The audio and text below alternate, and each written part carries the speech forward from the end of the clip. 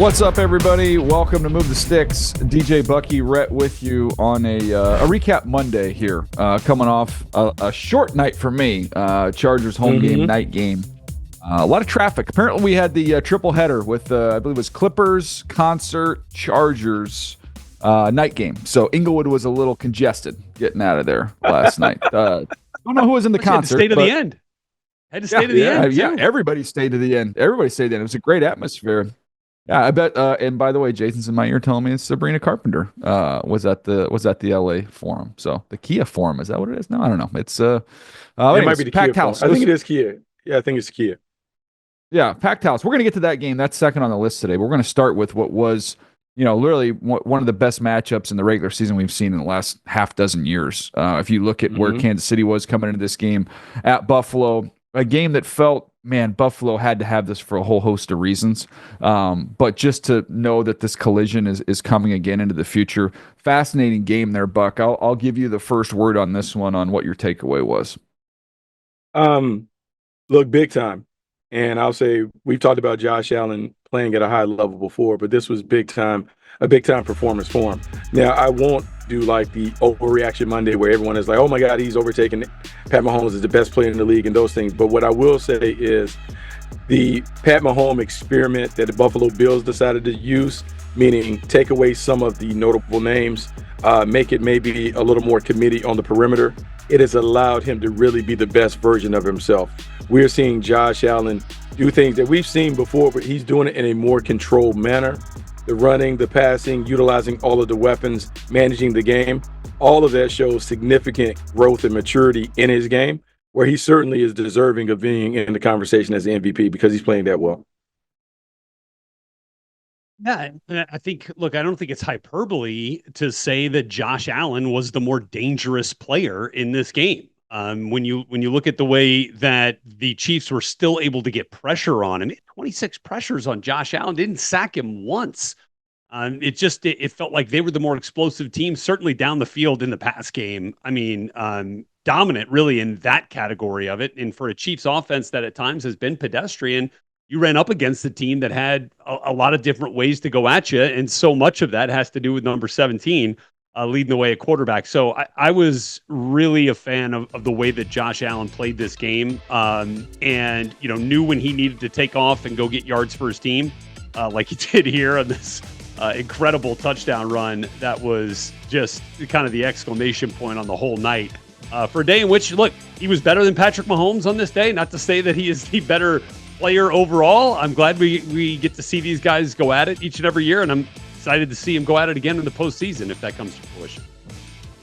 Yeah, I want to start on the Allen side of things. Can you just look at his legacy, what it looks like if they don't have that miraculously KC comeback with however many seconds were left on the clock in that playoff game, how differently we view Josh Allen. And this is literally, it is peers with him and Patrick Mahomes if they're able to finish off that game. But you guys talked about the athleticism. Watching the tape on that, they run a lot of empty runs with Josh Allen. Some of them are scrambles, some of them are designed runs, but man, that is deadly. It's like high school football where you're just going to spread. You're going to put your best athlete at quarterback. You're going to spread the field, try and get as many defenders away from the box as you can, and then let him just do his thing. That was impressive watching that on the Buffalo side of things. I do want to, when we get to the Bears game a little bit later on, I do want to talk about scrambling quarterbacks and how maybe there's some negativity skewed towards, we need to play on time, play on schedule. If you're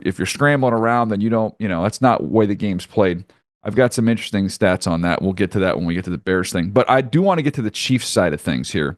And I'm going to get us started here because I think we're going to get a little saucy nug early on in the broadcast here, in the show. So this is Saucy Nugs presented by Wendy's. Patrick Mahomes last year sacked 27 times, 16 games. Patrick Mahomes has been sacked 22 times in 10 games this year. Only sacked a couple times in this ball game, but this is an offensive line that's deteriorating from what they were, from as dominant as they were when he first got going. 2018, those early Chiefs offenses, which were averaging, I believe, 2 touchdowns more than this team is averaging. And a lot of it, we've talked about the weaponry or this, that, and the other. This offensive line, Buck, is nothing like it was early on here. The tackles are not good, and it puts a lot of pressure on him. And you're not going to have a vertical passing game if you can't secure the edges, and that's been a big problem. Yeah, it's been a huge problem because you talk about they try to commit to it. So Wanya Morris playing on one side, Juwan Taylor, who they paid big money for from the Jaguars to put at the other tackle. Like, they have not been able to secure the edges. The interior three are solid, but the edges, that's problematic because you're right, DJ. You can't sit in the pocket for long and push the ball down the field. He's always under pressure and duress, and so he never can get comfortable. And even though he likes to improvise, there's still a big part of Pat Mahomes that played really well on schedule, and they lose that part of the game. And so, yeah, it's a big problem going in. And the Chiefs are different because they don't have a tight end that they can waste by leaving in protection. They don't have someone that can say, oh, we're going to let you chip and do all these other things. They're best when all of their guys are eligible in the route. It's something that we know Andy Reid will address. It's been exposed, and he'll continue to tweak and refine how they go about it. But it's a huge issue, and it's the one thing that could keep them from going to making that three-peat that some of us are pining for.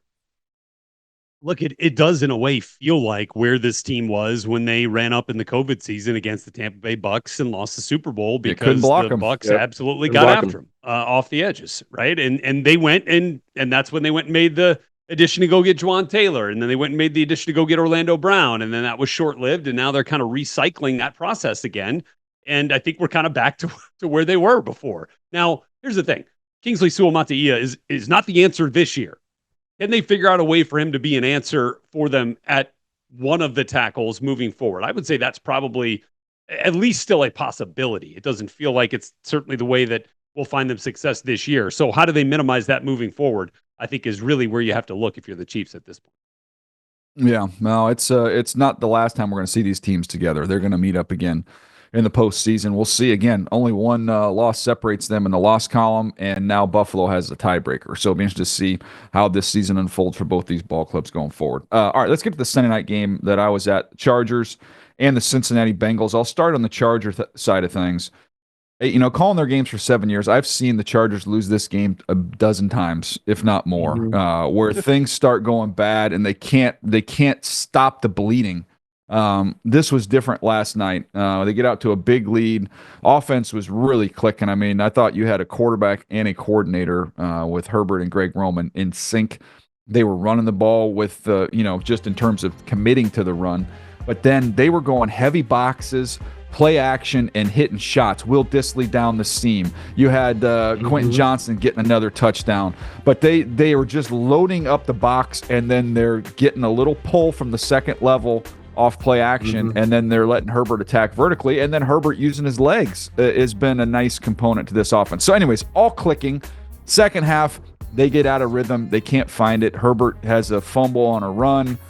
He misses some throws. The defense is giving up points. It's, Joe Burrow's playing out of his mind as he has all season long, and just felt it slipping away. They get a couple missed kicks, but then when they had to have a drive, Herbert can do it within, 2-3 plays. It's just really two throws to Ladd McConkey, who's been excellent and who's someone I think is going to be a high end 2, if not a lower 1. But Buck, I was watching them, and I've said this for a few weeks now, to money up there in the booth, is when I watch this Chargers team, it feels like I'm watching the Lions of like a year or two ago, man. Like they are, you can see where this is headed, and they're going to get some more skill around this group. But man, it's exciting to see. This is kind of the ground floor, and it's going to be a playoff team when they're here on year 1. So the comments that I heard after the game, I heard Joey Bosa talk about like their culture and how they believe that the work and the preparation that they do puts them in a position to win games, and they feel like something special is brewing. Hearing the other comments from some of the other players saying that in the past we may have lost this game, but we just know that we're so connected and so together that we were going to find a way to win it. To me, they are all in on their leader, and that connectivity between players and coach is essential. The fact that they believe in Jim Harbaugh, and he's done a really good job of creating an environment where they do buy into the work, the toughness, the physicality, and those things. DJ, they don't even have the pieces of the puzzle yet, right? So you talked about, the guys they brought over, Lad McConkey, they got J.K. Dobbins and Gus Edwards and all those guys, but they haven't upgraded. They've tried to flush out the salary cap situation and Yeah. just win with what they could. So when this team is really constructed the way that they want it to be, it's going to be a problem. And that energy, that attitude, that toughness that they bring, it certainly is going to be a thorn in the side of the other opponents in the AFC West. Yeah, and I would look at it as, all right, make the analogy with the Lions, DJ. It's like, okay, well, how can you hold on to the majority of this and push it forward? And I think one of the big, things that you're going to have to hold on to is Jesse Minter. Defensive coordinator for the Chargers has just done a phenomenal job. I mean, look, he's got some great players back there. I get that. But man, he has coordinated this unit very well. I mean, like, generated 36 pressures. They generated pressure on Joe Burrow almost 70% of his pass attempts back there, which kind of brings me to the point for Cincinnati. Like, they're not altogether in much different of a spot than the Kansas City Chiefs were after their Super Bowl run. Remember, the year before the Bengals went to the Super Bowl, they kind of remade that offensive line, made a bunch of those free agent acquisitions.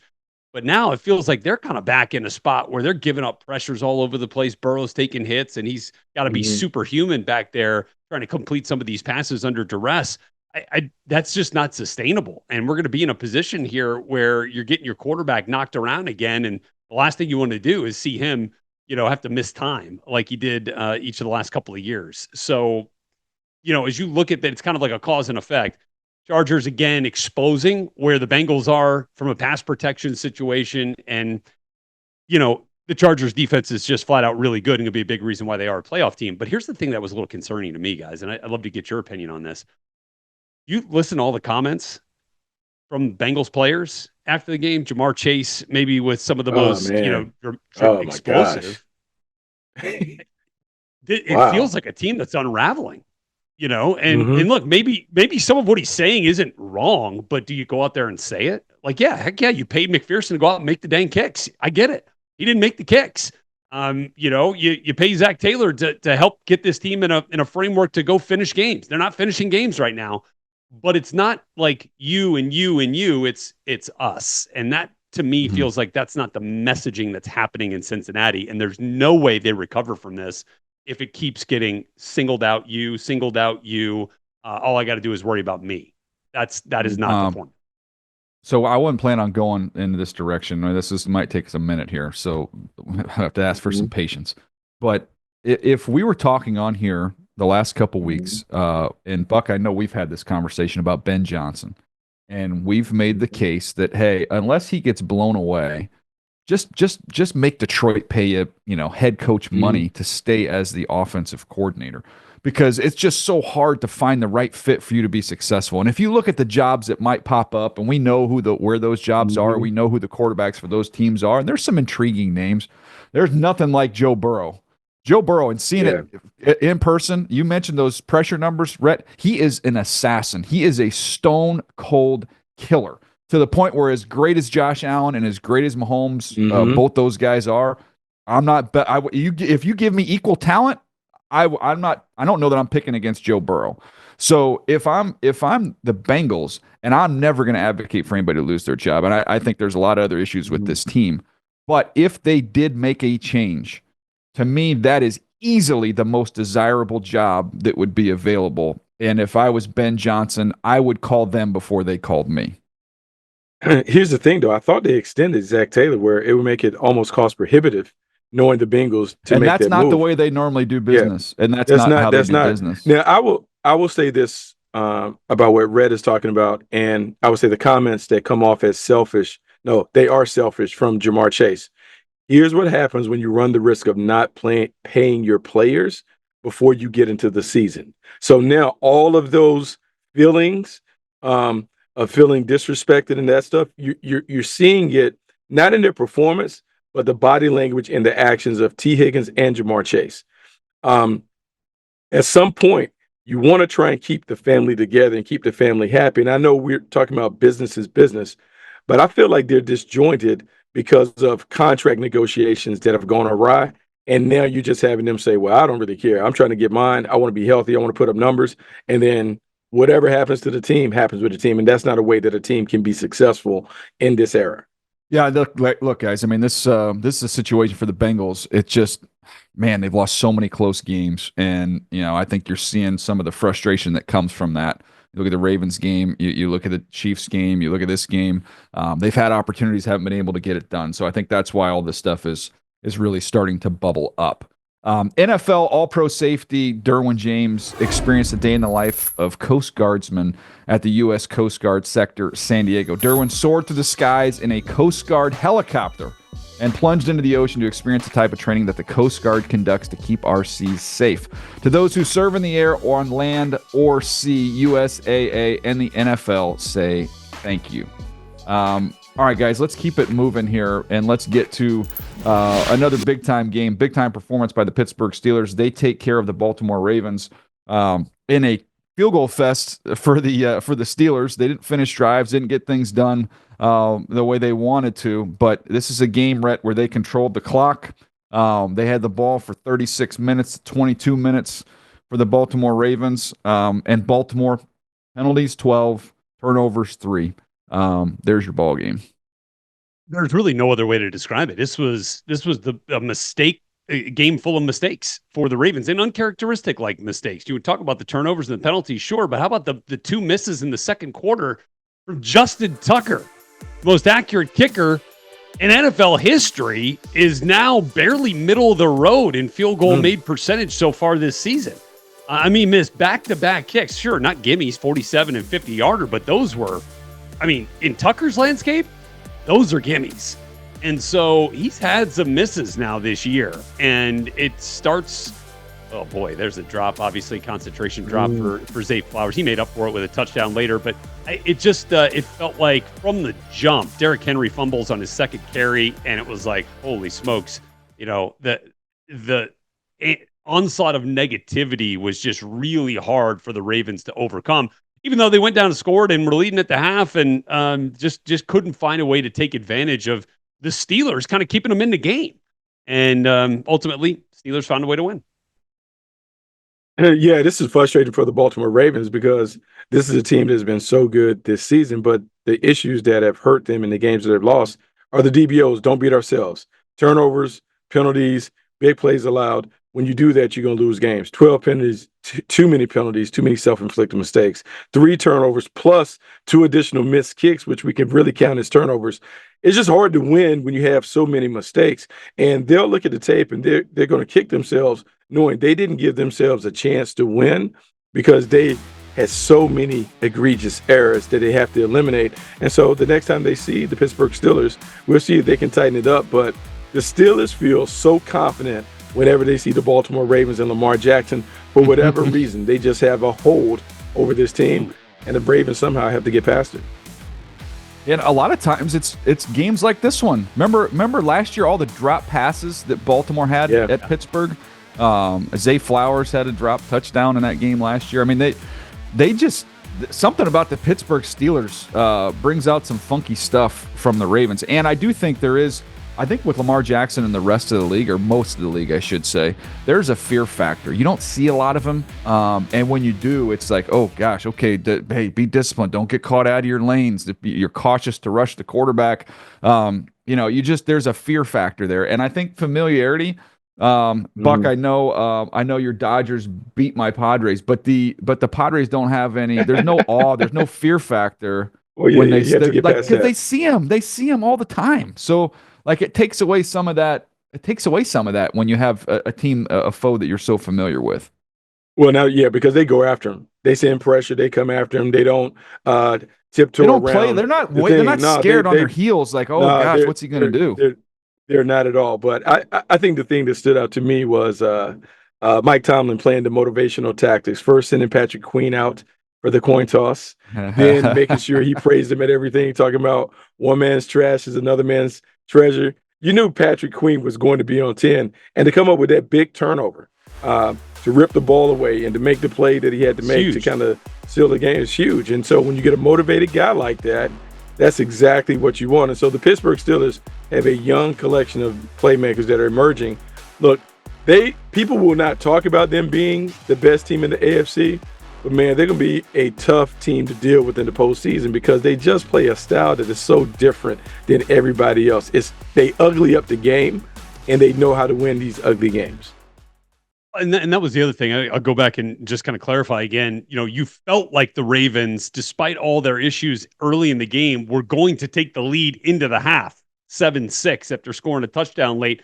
But then they get the ball back and they fumble deep in their own end. And you give the Steelers a chance with just seconds remaining in the first half, a chance to kick the field goal from Chris Boswell and then end up still having the lead 9-7 at the end of the first 30 minutes. Like that was so descriptive of the way this game ended up going for Baltimore. Like every time you'd find a way to generate some positivity, something would pull you back. Like 2 steps forward, 1 step back, and it just ultimately it came back to bite them. So this was Pittsburgh's first division game of the season, so we've got much more of this still to come. But man, Ravens will look to turn the tide when they get them in Baltimore.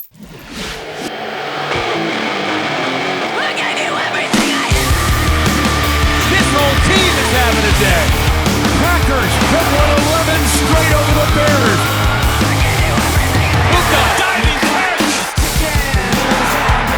Forgotten doesn't mean that it's forgiven this time. I give you everything I Into the end zone. DJ Watt chasing him down. A strike from Bo Nix. Throws before getting hit into the end zone and is caught by Jamar Chase. And there goes Dobbins. Knockout blow by J.K. Dobbins. The Chiefs are back within 2. And he would not be denied. The second pick thrown in the game by Mahomes. The game of the year lives up to the billing.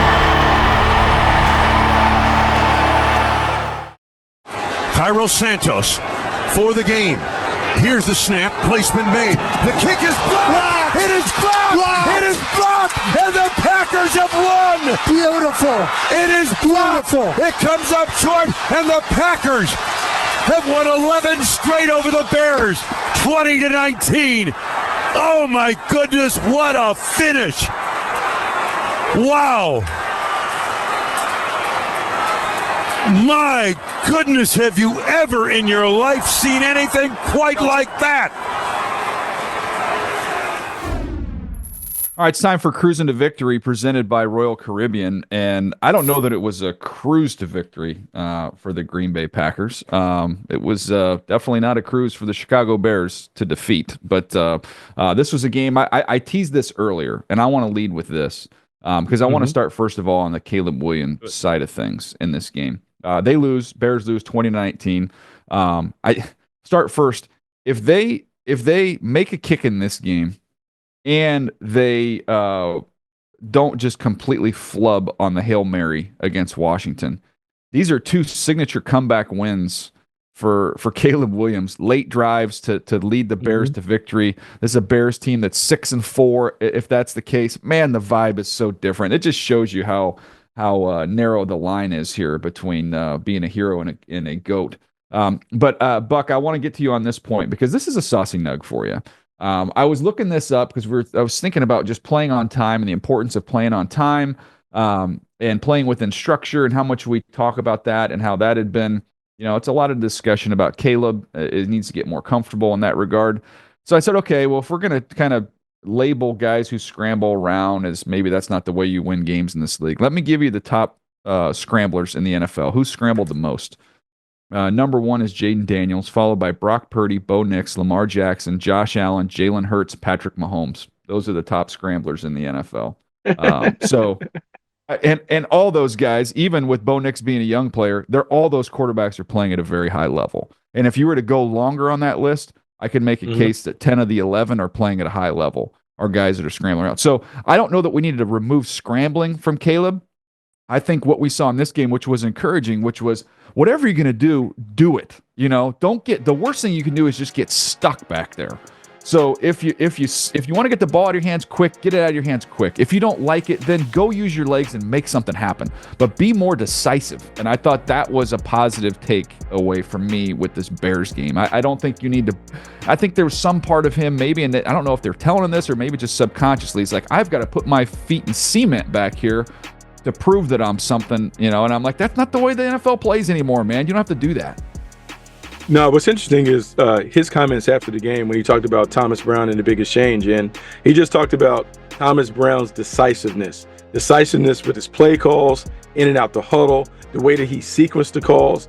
He just said it was more up-tempo, on pace in terms of just the operation in and out the huddle. Like Thomas knew exactly what he wanted to get to, and it allowed him to be more decisive, which is why we may have witnessed a more decisive player inside and outside the pocket. When you take a player like Caleb Williams, you have to take him knowing the player that you got at USC is the player that is going to show up in Chicago. And your job is to build around what he showed at SC. And if he plays like he played yesterday, then you continue to build it out. But it's about teaching him how to be decisive, making decisions fast, and going with it. Don't make him something that he's not.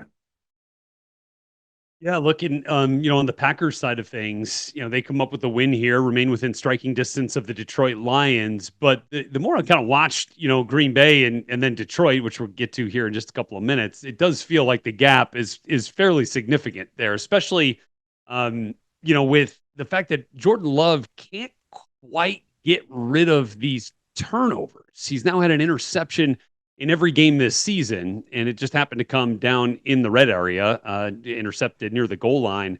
They're thwarting a scoring opportunity, and then actually the Packers turned it over on downs down in the red area as well. So for them to be a viable postseason contender that you can trust, it does feel like they've got to find a way here to get this offense to finish with points on the board and not with some of those costly turnovers in there where you are taking away the opportunity to score some points. So otherwise, it was a fairly efficient day. They didn't have the ball very much, only 23 minutes of TOP in this one for Green Bay and just 17 pass attempts for Jordan Love. So they figure out a way to minimize those turnovers, and I think you'll have a much better opportunity for Green Bay to try to make a run at this thing. Yeah, look, they gave up 19 points, so I don't want to ding their defense, but Chicago was 9 of 16 on third down, and this has been an offense that is obviously massively struggling. So that was a little bit of a concern on the Green Bay side of things. They weren't able to get off the field, and weren't able to get off the field late either, bailed out by the blocked field goal attempt. But and we'll get it. This will get us into this next game here before we get into Jacksonville, Detroit. But just go around the horn real quick because I'll get both your takes on it. To me, it feels like NFC. Detroit's in a tier all by themselves. There's nobody. I think they're playing much better than anybody else. I think Philadelphia is behind them. I think Philadelphia's close. I think Philly's close. I don't think there's anybody close to Philadelphia is the point I'm going to make. I feel like it's those two teams. However much distance we want to disagree on, how much difference there is between Detroit and Philly, that might be closer, like you said. But I think after those two teams, that feels like I don't think Green Bay. I think they're significantly. What about Minnesota? You don't feel like Minnesota? I don't trust Minnesota. We'll get to Minnesota. There's something there that I don't trust, and it really is more about their defense. When their defense plays the better quarterbacks, I think that sellout, way of playing defense against top tier quarterbacks is going to be a dangerous way to live. But that's my opinion there. But do you think those two are a cut above everybody else, Buck? Yeah, the only thing I would say, I think those two are definitely there. I put Minnesota right there with Philadelphia because I would say that their defense being able to create turnovers and those things, and it is a go for broke style of play. I think their postseason hopes hinge on Sam Darnold's play. And then watching him a week ago and then talking to some of the people around the building, they just said, hey, if he plays within himself, we can win and knock off any team. He just has to make sure that he stays within the boundaries, his limitations. If he does that, they can win. So I'm just more worried about Sam Darnold in the postseason. Can he just continue to be the player that he was? The player that he was yesterday is certainly good enough to help them win against any team. That's the only thing. But I think Minnesota, Philly, and Detroit, but Detroit way up there over the other two. Rhett, you want in on that just in terms of, what do you think the pecking order is there real quick, and then we'll keep it moving. Yeah, I think you guys are right on. The other thing that I would say, and it's a huge if, and it's a major caveat, is that there's going to be a team out west in whether it's the Cardinals, whether it's the Rams, if just they all can of them. find They're a way all to there. stay healthy, and then the Niners. I just don't know if I'm ready to count them out either. I feel like there's going to be a team in the West, and man, when Matthew Stafford is on like he was with Kupp and Nakua yesterday. That's some good offense out there in the NFC. I'd put that right up there with everybody else. Yeah, and that just to put a bow on it, with Minnesota, Goff and Stafford, the two quarterbacks who've beat them, and that's what I worry about. Is those the type of quarterbacks you're going to run into in the postseason, and you want to sell out and play that aggressive? They'll make you pay with really good quarterbacks. Jacksonville, Detroit, Buck. Full disclosure, when I look at all the games and I'm trying to Oh figure out what I'm man. going to watch and I prioritize, Hey. I did not Lay watch down. a lick of film of this game because I was just going to let you take the floor and tell me what you saw in person. I wasn't going to subject myself to that. Okay, so what I saw was every year in the college football season, you put a game on the schedule where you're just trying to work through the kinks. You know you're going to beat the team, but you're trying to work everything out. I feel like Detroit put the Jags on the schedule to do just that. The way that they attacked the Paid Jaguars him to from come play. beginning to end, from beginning to end. Yeah, this is an old school. Hey, let's bring them in. We're gonna pay them, fly their way, give them a buffet, pre and post, but we're gonna beat them down. That's how they did it. But in reality, here's what I'll say about the Detroit Lions. I believe the Detroit Lions are a perfectly constructed team to be a title contender. On offense, they can play a variety of ways that gives them multiple paths to be able to win. They can run it, they can throw it, they can play with power, they can play with finesse. Defensively, they've really come on, and the loss of Aiden Hutchinson is significant, but they found a way to do what we talked about last week is rush the quarterback by committee. But in the back end, they are terrific. Brian Branch is everything that we thought he did. I don't know why he didn't go in the first round, but the guy plays like a first rounder all day, every day. And then Kirby Joseph, who plays alongside of them, they may be the best safety tandem in the business because they do a great job of working off of one another. So the way that I look at this now is, yeah, I mean, you painted the picture. That's what happened in the game. The Lions far superior on paper and in this game, right? Now, what do we do? What are we doing if we're the Jaguars here? So how do we figure this thing out, right? What do you build around? If you look at the pieces that are must-haves moving forward next year, Trevor Lawrence certainly tied to him after the big contract. Brian Thomas has proved to be a major player this past year as the first-round draft pick. I think outside of that, you're hoping Anton Harrison can be a guy at tackle after being a first-round pick in 23, but and then on defense is Trayvon Walker and Josh Hines Allen. Mm-hmm. Am I missing anybody that are must-haves? Rhett, here's my question.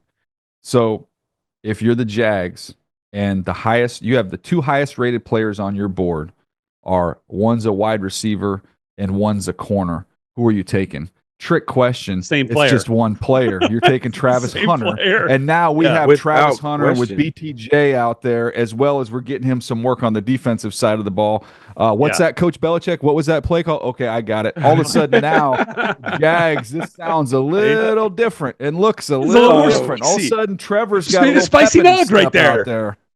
It does have that. Yeah, I'm with you. But here's what I'll say. I'll say this with a little envy sitting on one sideline looking over the other. The complete buy-in that the Lions have had from top to bottom, front office, coaching staff, the players that they have, there's a clear vision of how they want to play. There's a clear vision of the type of players that they want and their style you feel. DJ, it's a rare opportunity where you get a chance to see the backups go in. But guess what? When the backups went in, the energy and the attitude did not change. They were out to literally bust the clock. And my guy comes in the fourth quarter. He's running. I'm like, who is this? And oh, by the way, as fast as you think Jahmyr Gibbs is, he is much faster in person. He might be the quickest running back I've ever seen in terms of on that turf. He is unbelievable. Like that combination they have in the backfield with him and David Montgomery is tough. They are a really good team, and they are locked in.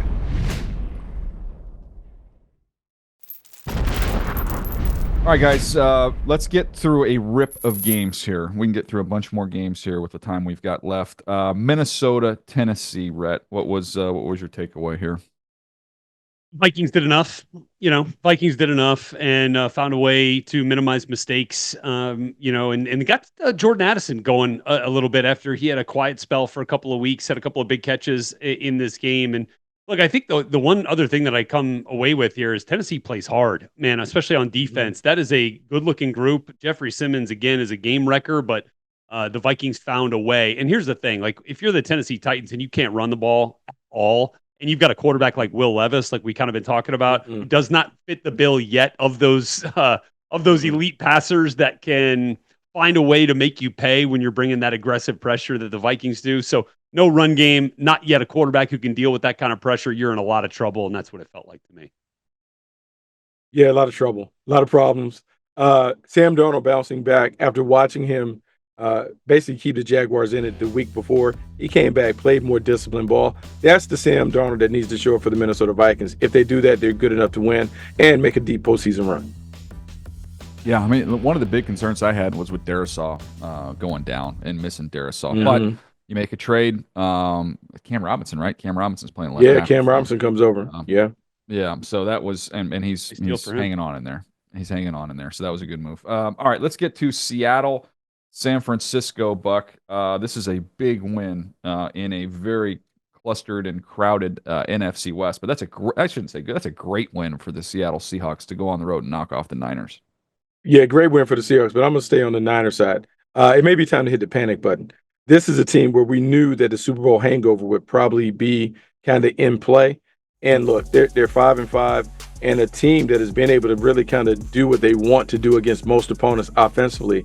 They're not the same. They can't impose their will. And the defense, which has always been like part of the formula, like run the ball, play great defense, and those things, they're not getting the same kind of contributions from the defense that they've gotten in the past. To me, if the Niners are going to get back to being the team that we talk about being in the conversation to win the NFC, they got to get back to being who they are from an identity standpoint. Physical run game, selective playmaking on play action, and in defense playing lights out. They're not checking the boxes in any of those areas right now.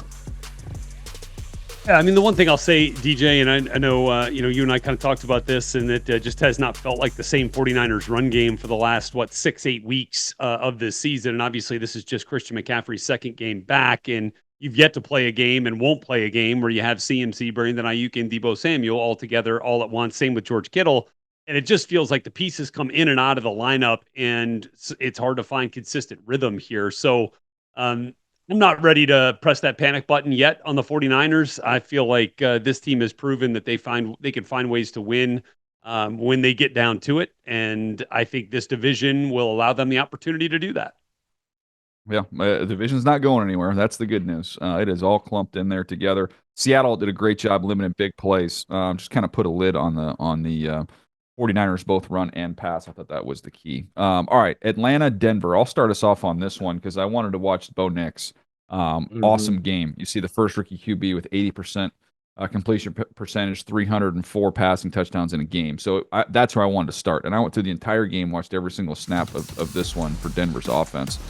I thought they did a good job of it. Was like a sandwich. Like it was a run. The bread was the run, and the pass was the meat. They got into the game with some run game, got him comfortable. Then they were able to throw it all over the place, and then they were able to run it towards the end. But everything was clicking. And look, I know that some folks, will look at Sean Payton and he's cocky or he's arrogant, and he maybe rubs some people the wrong way. The guy can scheme and call offense, and there is no debating it. I mean, you talk about 4 strong, Buck hitting backside slants. He unloaded the screen game in this one. Every type of screen you can run, they ran it. They were effective. They tight end leak, got one wide open on that one. So they got a lot of scheme stuff that I thought Bo Nix benefited from. But then Bo Nix, you see his confidence soaring, and he's ripping a seam ball between a triangle of defenders. And it was just like textbook how you handle a young quarterback. You ease him into the game, then you kind of cut him loose, and then you don't ask him to do too much. We're still screening late in the game. We're running late in the game. Minimal risk involved with a lot of stuff that they were doing. I thought, Buck, to me, this was a masterclass by Sean Payton and Bo Nix. Look, man, he gets it. He understands it. He understands how to make the game very, very easy for the quarterbacks. Just think about all the quarterbacks that came through New Orleans that had success. Small sample sizes, but think about how Jameis played for him, how Teddy Bridgewater played for him, what he's been able to do with quarterbacks outside of Drew Brees. He understands the position. For Bo Nix, one of the things that excited me about the possibility of them getting together is Bo Nix's experience, the significant amount of snaps that he played in college, the high IQ that he has, the leadership and the maturity that he displayed. You put that with Sean Payton, who wants to put a lot on the quarterback. You can just see how this is going to continue to grow. And just wait till when they get more pieces around the quarterback, you can see where the foundation is being built in Denver. And if you're a Broncos fan, you have to be excited about it. A couple quick things there. Maturity, intelligence, accuracy. I think that's what you've seen from Bo Nix in a big way, especially in this game. I mean, DJ, having watched all those snaps, I'm sure you could see the way his head moves from right to left or left to right. And it's not just like he's trying to look somebody off. He is moving through what Sean Payton gives him to assess post-snap. And that's been really impressive. And again, speaks to the experience and the amount of football that he has seen. The other part of it is like outside of the quarterback, processing and all that kind of stuff, which is obviously huge and very important, especially early for a rookie. But I think the other part of it is you talk to folks in that building, they will talk about how he is beloved in that locker room. He has won those dudes over in a big way, how calm he is throughout game situations, in timeouts, like just low heartbeat player, not just in the pocket in a hostile environment, but even as, situations are developing, even at the end of that Kansas City game, before they went out and won against the Atlanta Falcons this week. So there's so much to like. I'm just telling you, like, if Bo Nix and the Broncos keep ascending and the Commanders keep stumbling, it might end up being more of a conversation about offensive. Oh, it should already be a conversation. He's already made it a conversation. Richardson backs to throw, good protection. Throws in the middle, caught inside the 5 and diving for the goal line is Josh Downs for a touchdown. A 10-yard laser over the middle. Downs from Richardson. And the Colts are right back into the game. It's 24-22. Richardson out of the gun. He's going to set it off left edge. He's at the 5, cuts into the end zone. Boys his way into the end zone. Touchdown! Anthony Richardson, his second rushing touchdown today. And the Colts, with the score right there, lead 28-27 with 46 seconds to go. Keep the ball inside. Dancing in the pocket. And they bring him down. It's Quinnipiac and DeForest Buckner. And that's how the game's going to end. 2 seconds, 1 second. Ball game in New York. And the Colts win by a point. 27. Make that 28-27 over the Jets. We're going to rip through 3 more games, but it's a speed round here. So it's one player, one takeaway. One player, one takeaway, Buck. The Indianapolis Colts knock off the Jets. I think there's an obvious one here, but I'll let you have it. One player, one takeaway. I'm going to give Anthony Richardson his props for being able to learn hard lessons over 2 weeks. Maturity, professionalism, all of those things that came out, what they were talking about. I love the fact that he embraced it. I love the fact that he was vulnerable with his teammates and that he came back and showed out in a major way. Played even beyond, I would say, the Colts' expectations. And so if he can do that and learn the value of preparation and putting in the time and doing all those things that franchise quarterbacks are supposed to do, are expected to do, now he has an opportunity to realize some of that potential that made him the number 4 overall pick. All right, Rhett, you're up next here, and I think this is probably another easy one for you. Rams, New England Patriots. You can go winner or loser here, but what's your takeaway? One, lot to love about the continued progression of Drake May. 2, I just think that when the Rams are healthy and they're still getting there along the offensive front and trying to figure out how to get the best 5 guys out there, they've been moving a lot of pieces around. But I'm telling you, that triangle, and then with the run game of Kyron Williams, but Stafford, Puka, and Cooper Kupp, there's not a whole lot of trios that I'd take over those 3 right there. Yeah, that's fair. They feel like the old man's team that shows up at the YMCA, and somehow they just run through everybody, all these young college kids. That's what it looks like when you watch the Rams play offense. Cleveland, New Orleans. Man, I mean, look, you get I guess I could go full full Jameis Winston experience in this game, as well as the perfect Taysom Hill experience in this game with what he did, just making all kinds of plays. Aaron Rizzi's got him going, man. So they're playing well. The Browns, I saw them in person a couple weeks ago. It's just I don't want to say play out the string. That's probably insulting to a bunch of professionals, but they're playing out the string. I mean, this is that's a wrap. One more, Buck. One more game. Vegas, Miami. Give me a takeaway on that one. Well, let's talk about Miami maybe finding themselves back into rhythm in terms of being able to get it done. And it's the offense is so different when Tua Tagovailoa is there. Like, they're able to get it going. They're able to kind of play dink and dunk ball. They still do kind of like the lightning round running attack, but it's such a unique offense. So for them to get back on track, 34 points, being able to kind of find their way, not quite ready to say that they're back in the hunt of being a playoff team, but they have enough intriguing pieces offensively that they can give you problems as we get down the stretch. Well, DJ, quick one here. Go ahead. Yeah. What do you remember when Bill Belichick gave all that money to Jonnu Smith? Yeah, he's back, baby. He knew it. Why? He was who he was. A little premature. He gave it to him. They found it. I keep seeing red. And red don't mean stuff. Every opportunity is a blessing. Take it as what it is. Let's go be grateful, man. Be great on 3, 1, 2, 3. Yes, I'm getting hyped up. Joe Mixon across the goal line. Big dog. Down the left side, Flam broke a tackle. Outruns 3 men into the end zone. The world knows he can't cover. Rock and roll. H-Town. Time for the Monday Night Football preview presented by Hard Rock Bet. I called the first game between the Houston Texans, and it was against the Dallas Cowboys, and that was David Carr at quarterback, our colleague. I should say I called it. I spotted. I was working for ESPN right out of college. I was up in the booth. I think Buck's heard this before. I'm up in the booth. I'm spotting for Mike Patrick, Theismann, and McGuire. And old Sunday night game. Old Sunday night. I'm right out of college. Yeah. So I've got my binoculars on, and I look, and I see David Carr's got a rubber. It was like the first rubber wedding band that he had on. And it was, except it was, I think it might even have been just athletic tape. Like, they didn't even make those back then. I think it was just like athletic tape around his wedding finger. So I told like Theismann or one of them, I said, like, oh yeah, I think like this guy, David Carr's such a good guy. Like, he wants to have his ring on. So it looks like he's either taped his ring up or he's got it on his thing. And, but I don't know this is true. He could have had a cut on his finger. So I just tell that. And then this is like my first game working out of college as a spotter. And they said it on the air. And I thought, oh my gosh, I hope that this is true. I hope this is not. I'm going to get fired. I don't even know what's going on. And I believe it was Stuart Scott on SportsCenter ran the highlight, and they close up on his hand and go, oh, he's got it. He loves his wife. He's got that. I'm like, oh my gosh, I don't even know if this is true.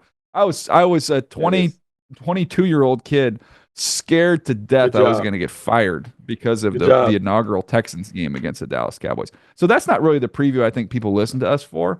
But that's my thoughts on this game. Yeah. I mean, that's a good job. That's a good job. A spicy nugget. Good eyes. What that is. Good eyes spotting that out, because that's about the most excitement that we can talk about with this game. Because right now there's no expectations on the other side when it comes to the Cowboys. Dak Prescott is out. The defense has been bad. You talked about playing out the string. They're playing out the string in Dallas.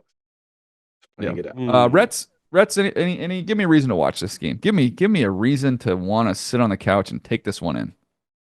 DJ Stroud will remind you why he was the first tape we wanted to watch every week last year. And it just hasn't I quite missed last year, been that CJ way. Stroud. I know, man. I know. And I know that he misses having Nico Collins out there. But, I think, is Nico back this week? I think Nico he might be back. He might be back this week. I think, so we'll see if that rekindles some of that explosive downfield passing attack that we loved from the Texans a year ago and just haven't seen enough consistently this year. They've really been a team that runs through the run game with Joe Mixon, and while that's fine and dandy, I want to see some of that spectacular CJ Stroudness in this game. I've got to go because I've got to text David Carr now that I have his phone number after all these years and find out if this is really true. I've just never asked him. Still haven't asked. All right, we get confirmation. I got to find that. I'm going to find that information out. That's my goal. All right, this has been a fun one. I do want to remind everybody we got a bunch more shows coming this week where we'll dig into quarterback change with the New York Giants amongst other topics. So plenty to get to this week, but we appreciate you hanging with us today right here on Move the Sticks.